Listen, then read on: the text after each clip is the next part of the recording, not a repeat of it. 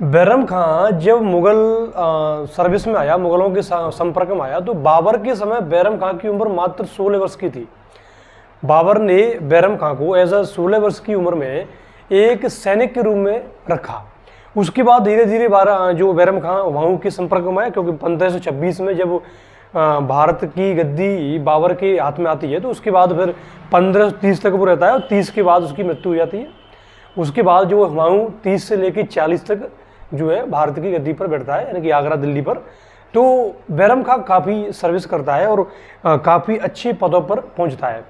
जब हुमायूं की मृत्यु, क्योंकि 1540 में हुमायूं से गद्दी छिन जाती है, शेरशाह यानी सूर्यवंश का शासन स्टार्ट हो जाता है। उसके बाद फिर 55 में जाकर के दोबारा पुणे हुमायूं को दिल्ली की गद्दी मिलती है। और लेकिन अनफॉर्चुनेटली 1556 में जो है जो बैरम हुमायूं है उसकी मृत्यु हो जाती है, जनवरी 1556 में। और उसके बाद जो है, क्योंकि जब अकबर की हुमायूं की मृत्यु होती है तो उस समय अकबर की उम्र मात्र 14 वर्ष की थी, क्योंकि 1542 में उसका जन्म होता है और 56 में उसकी मृत्यु हो रही है हुमायूं को। तो अकबर जो है उस समय 14 वर्ष का था। तो हुमायूं अपने जीवन काल में ही, अपने जीते जी ही बैरम खान को अकबर का संरक्षक बना के चला गया। क्योंकि जिस समय हुमायूं की मृत्यु होती है उस समय अकबर जो है कलानौर पंजाब में एक जगह है, वहाँ पर पंजाब का गवर्नर था। तो जैसे ही अकबर को मालूम पड़ता है, बैरम खान को हुमायूं की मरने की खबर मिलती है, तो तुरंत जो है अकबर का राज्याभिषेक करता है और उसे शासक बनाता है। उस समय केवल 14 वर्ष की उम्र, क्योंकि अकबर जब गद्दी पर बैठा तो उसके समक्ष बहुत बड़ा चैलेंज था। मुगलिया सल्तनत कहीं न कहीं खतरे में थी। एक और सूर्यवंश था, क्योंकि हुमायूं मर चुका है और अकबर की उम्र भी 14 वर्ष की है।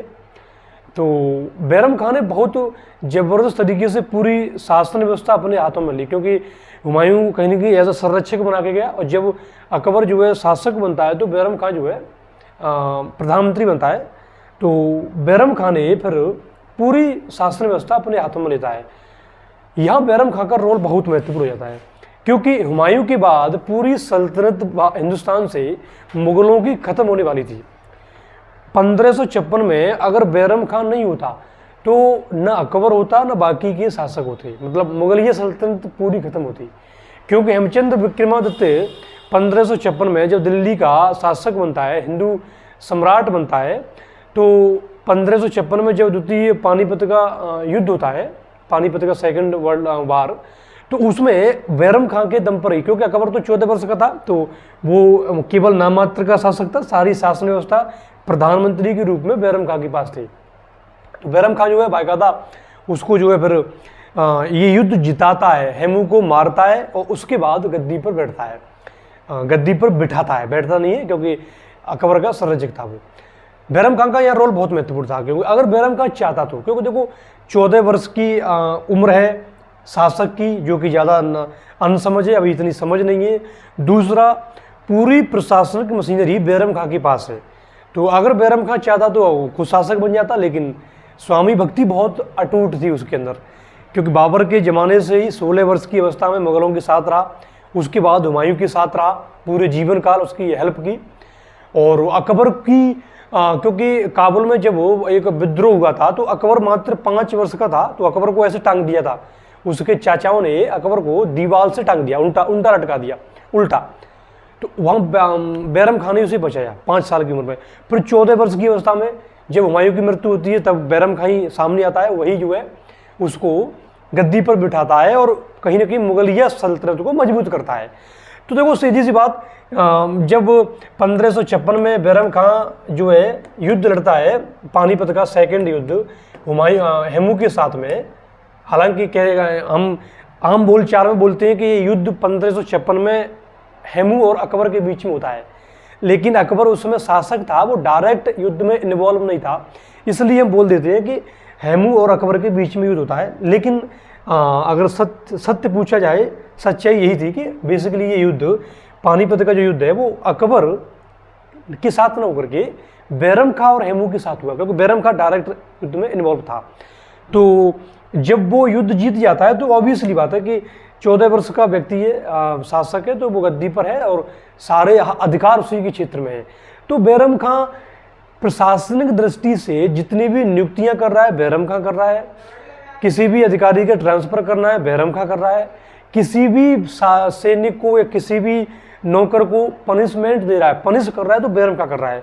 जितने भी किसी भी सूबेदार को कोई सूबेदारी देनी हो, जागीर देनी हो, किसी क्षेत्र का गवर्नर नियुक्त करना हो, या मान लीजिए कि कहीं युद्ध की घोषणा करनी हो, सेना की भर्ती करनी हो, ये सारे काम बैरम खां के नेतृत्व में हो रहे हैं।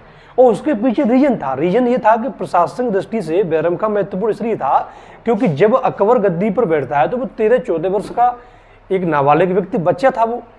तो ऑब्वियसली बात है कि बैरम खां के साथ सारी चीजें थी।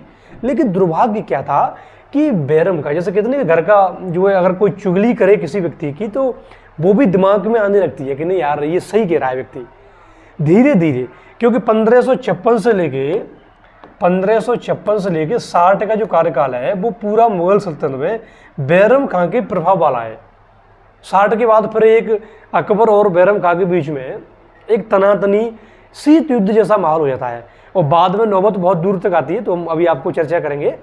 तो अब क्योंकि सारे काम कर रहा है और बैरम खां के साथ में एक दिक्कत ये थी कि वो शिया मुसलमान था, अकबर सुन्नी था, आप सभी जानते हैं, तैमूर रंग का उत्तराधिकारी तुर्क।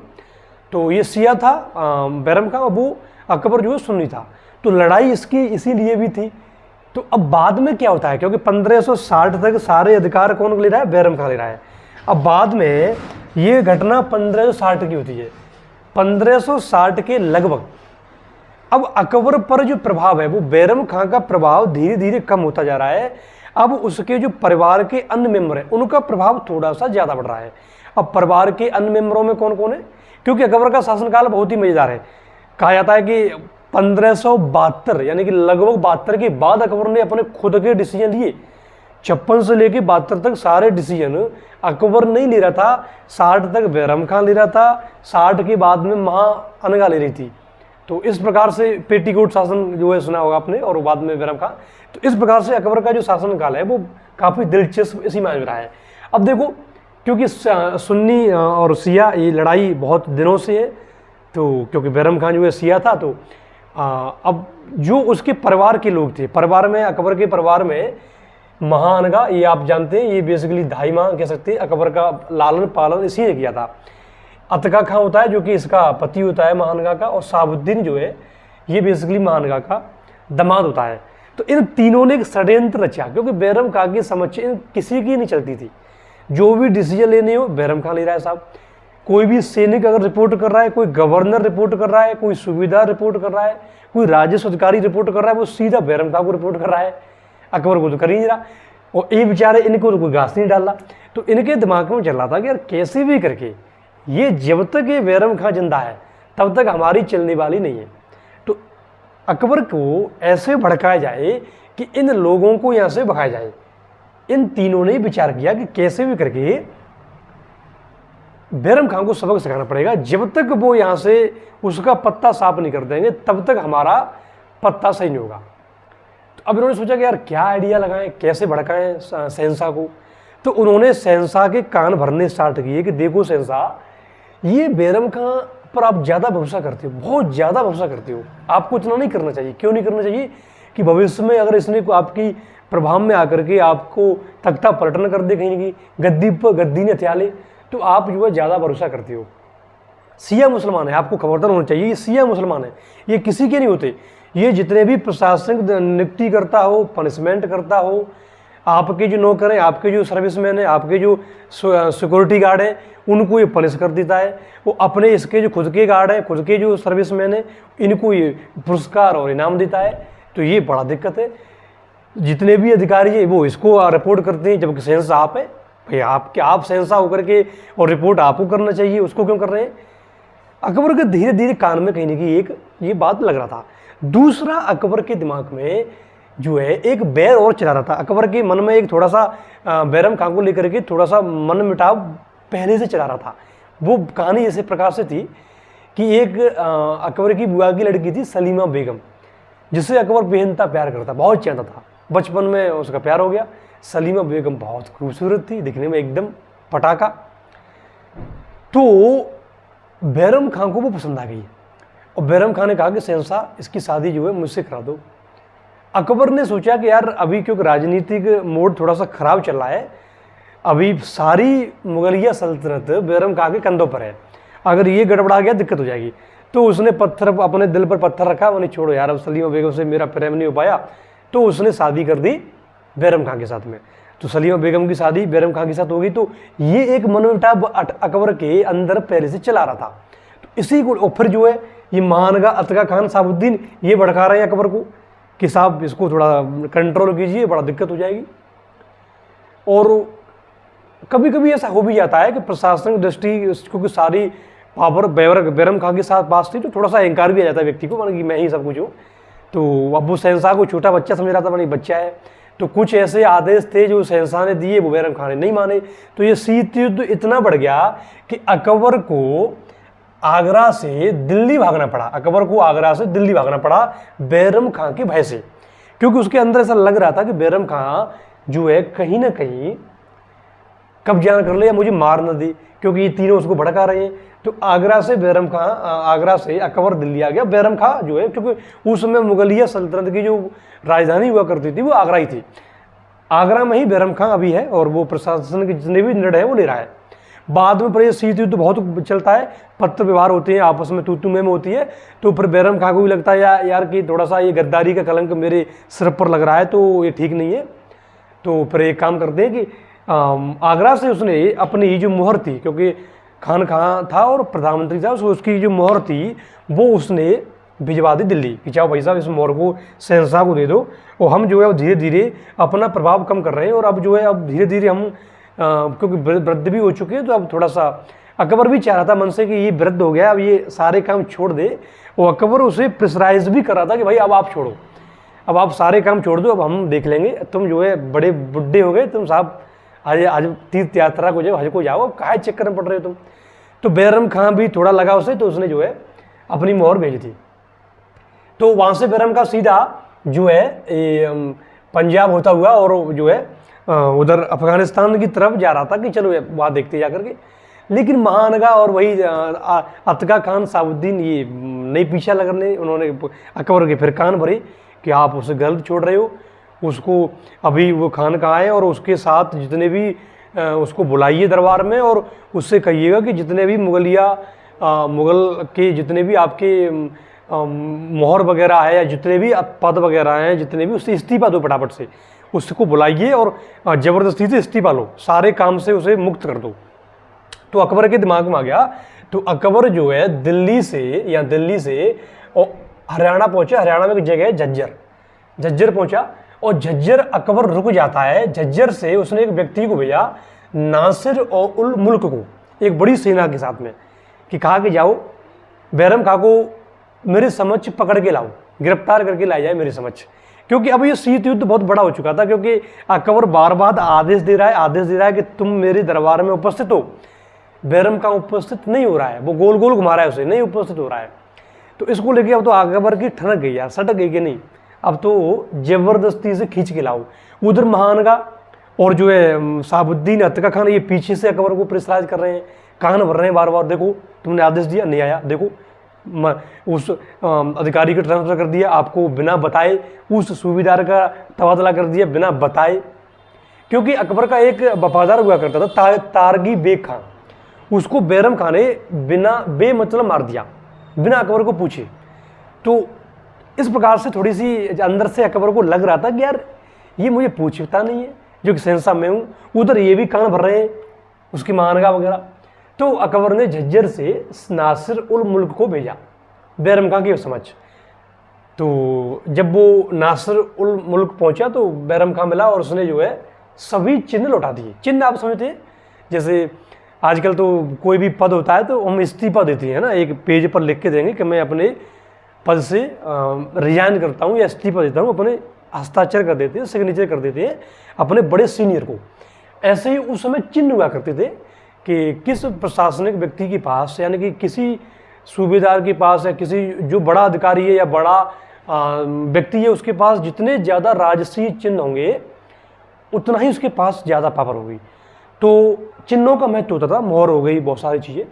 तो यहाँ से जो है बैरम खान ने नासिर और मुल्क को सभी चिन्ह लौटा दिए कि लो भाई साहब अब जाके शहंशाह को दे दो। तो उन्होंने कहा आप चलिए साथ कि नहीं मैं नहीं जाऊँगा, आप जो है ये चिन्ह वगैरह लौटा के दे दीजिए, आज से मेरा पद वगैरह मुक्त, मैं जो है अब मैं जो है कोई राजनीति में मुझे कोई दिलचस्पी नहीं है। तो ठीक है भाई साहब। लेकिन नासिर और मुल्क को जब चिन्ह लेकर वापस लौट रहा था तो माँ अनघा ने कहा कि नहीं नहीं नहीं तुझे पीछे नहीं लौटना है, तुम्हें तो बैरम खां को पकड़ के लाना है। देखो बैरम खां को षड्यंत्र तो नहीं रच रहा, बैरम खां को ऐसा कांड तो नहीं कर रहा पीछे पर्दे के पीछे। तो भाई साहब जो है नासिर उल मुल्क दोबारा पीछा करता हुआ बैरम खां के पास पहुंचा। तो बैरम खां को गुस्सा आ गया यार कि तीर लगाए हज बाद में देखूंगा, अब देखता हूँ आगे माँ अनघा को, इसको सबक सिखाता हूँ। यार हद कर दी, हम जो है मुगलिया सल्तनत के वफादार हैं, हम जो है सारे हमने पूरा जो है तख्त और ताज हमारे दम पर खड़ा हुआ है और फिर भी हम पर जो है गद्दारी का आरोप लगा रही है।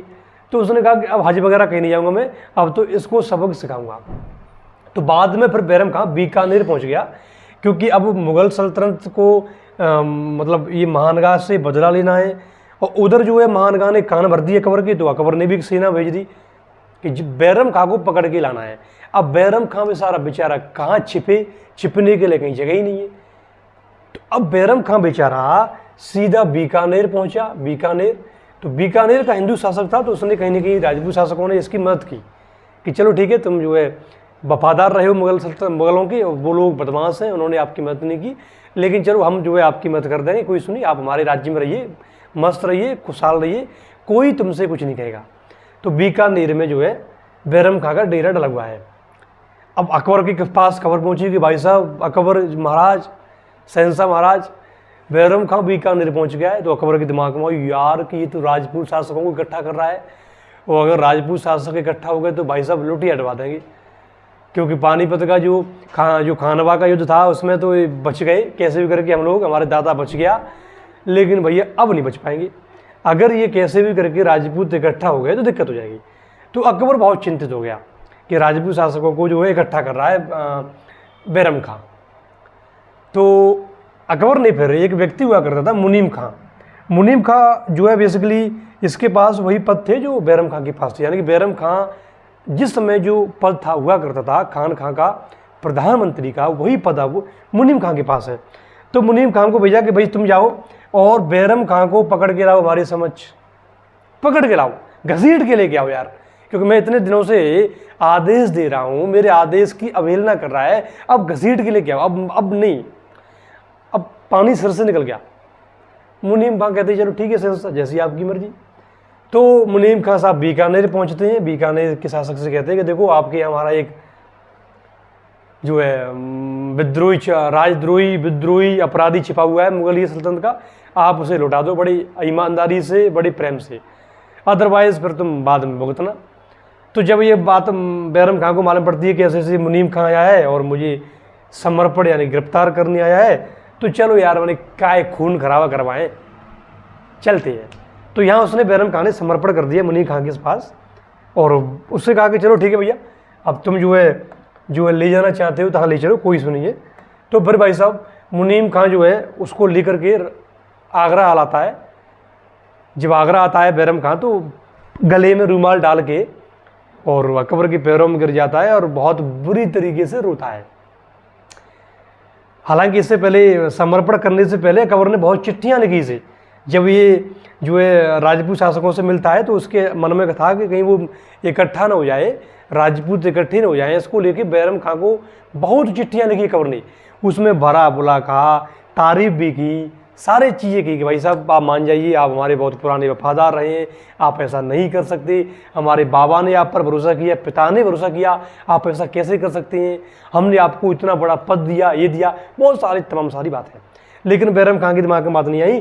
फिर मुनीम खां ऐसे समर्पण करके लाता है, अकबर की समझ डाल देता है, पट्टा डाला हुआ है, रुमाल बना हुआ है, सारे राजसी कपड़े छीन लिए गए बैरम खां साहब अकबर के पैरों में।